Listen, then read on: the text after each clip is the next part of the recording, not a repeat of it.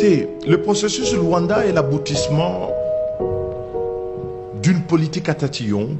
Le président Félix a mis le pays en danger par une politique d'hésitation, par une politique qui a vacillé entre les escarmouches et les transgressions des fondamentaux de notre diplomatie et de notre histoire et de notre géographie, sans boussole. Aujourd'hui, on est dans une situation où le Congo est condamné à l'impuissance et surtout, on n'est ni en situation de guerre, ni diplomatie, et puis ni paix.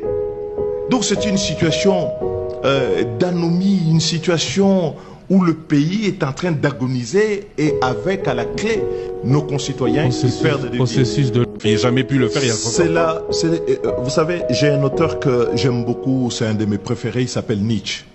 Nietzsche dit, il ne faut jamais monter les faibles. Vous savez pourquoi? Parce que les faibles n'ont pas le sens de l'histoire. Ils ont une histoire de ressentiment. Ils règlent le compte avec le passé, ils privent les gens du présent et ils n'ont pas d'avenir.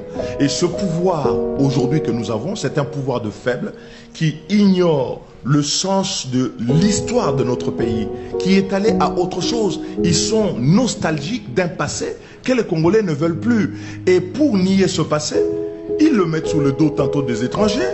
Et pour avoir cette révision qui n'a pas tête ni queue, tantôt ils vous parlent de l'article 5, tantôt de l'article 197, tantôt du 5.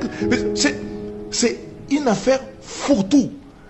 Le sens de l'histoire, c'est que les Congolais, quand on est devenu indépendant, il a fallu se donner une constitution. On se l'est donnée en 64.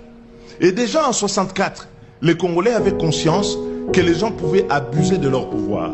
Et donc ils avaient mis en place un mode de révision de la Constitution, on dit une Constitution rigide.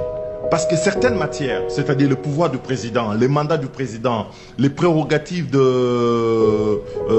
pouvoir judiciaire, les questions financières, la répartition de pouvoir entre les provinces et la nation, ne pouvaient pas être modifiées sans l'accord non seulement de chambres, mais aussi des assemblées provinciales. Et donc on avait copié quelque part un peu l'article 5 de la Constitution américaine qui rend l'adoption d'un amendement assez difficile.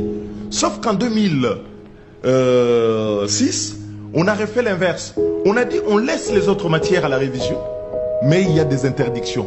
Parce qu'on sait que les gens ont tendance à les dépasser. Alors ceux qui ne connaissent pas l'histoire de notre pays peuvent vous la reproduire avec les mêmes instruments, les mêmes arguments. Et nous ne tombons pas là-dedans. Parce que nous savons ce qu'ils recherchent éperdument. Et puis quand on regarde le pays, la qualité de la gouvernance, l'incapacité de ce pouvoir, son impuissance, ce manque de vision, on ne peut pas dire qu'on va réviser la Constitution pour des intérêts personnels.